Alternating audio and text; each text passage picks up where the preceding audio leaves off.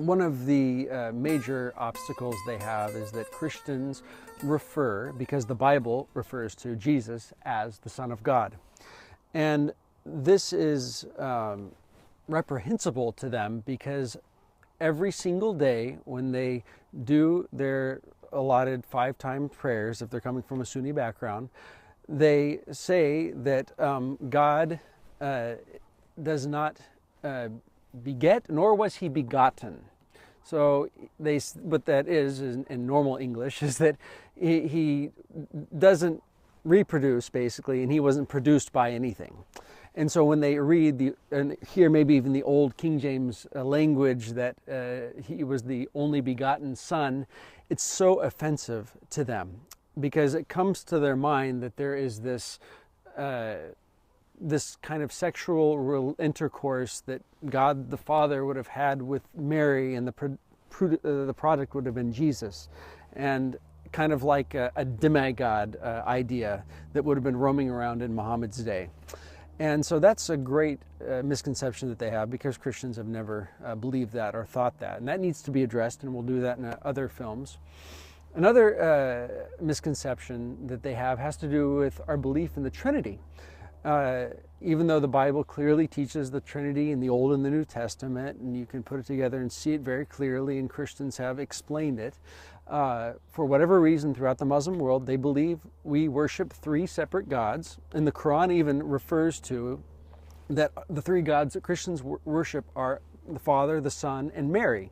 So they even have the concept of the Trinity wrong within the Quran itself. They really have no concept of a Holy Spirit whatsoever. So when a Christian says, no, our Trinity is the Father, the Son, and the Holy Spirit, they don't even know what the Holy Spirit is. They think that might be having to do something with the angel Gabriel even. So there's a lot of misconceptions there. So we need to be very clear to explain what the Christian Orthodox doctrine of the Trinity is when we're speaking to Muslims. They also have a very, very bad misunderstanding about the nature of grace. They really think that Christians are these people that are have no law, and they can just do whatever they want because they've been saved by Jesus, and they can go to heaven now, and so it doesn't matter what they do on this earth. And so the misconception with them is that, well, your religion's so easy. You don't have to do anything. You don't have to do your 5-time prayers. You don't have to do all these different requirements for religion. You just say you believe in Jesus and you're saved, and you can live like you want. So they really don't understand that the 2 commandments that Jesus gave us, love God with all your heart, mind, soul, and strength, and your neighbor as yourself, are very difficult things actually to do. And they don't understand what the walk of a Christian is, and what sanctification is, because the idea of sanctification doesn't even exist in Islam or in the Muslim mind. So those concepts are so difficult for them to grasp, but it's very important that those are addressed with them. Another issue, misunderstanding of Christianity, has to do with the nature of atonement as well, and crucifixion.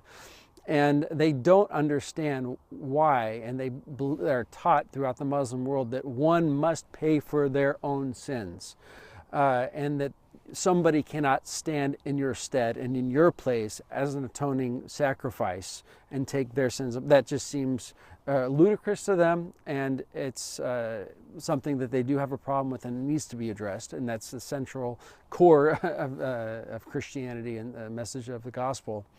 And along with that is that Jesus actually died on the cross. They believe that Jesus did not literally die on the cross, and that somebody took his place, or somebody was meant to look like Jesus on the cross. But because God would never allow his prophets to die, and such a horrible death. And so again, that also needs to be addressed from the scriptures and historical accounts if needs be. But these are some of the main misconceptions that they have about Christianity, or some objections that they have.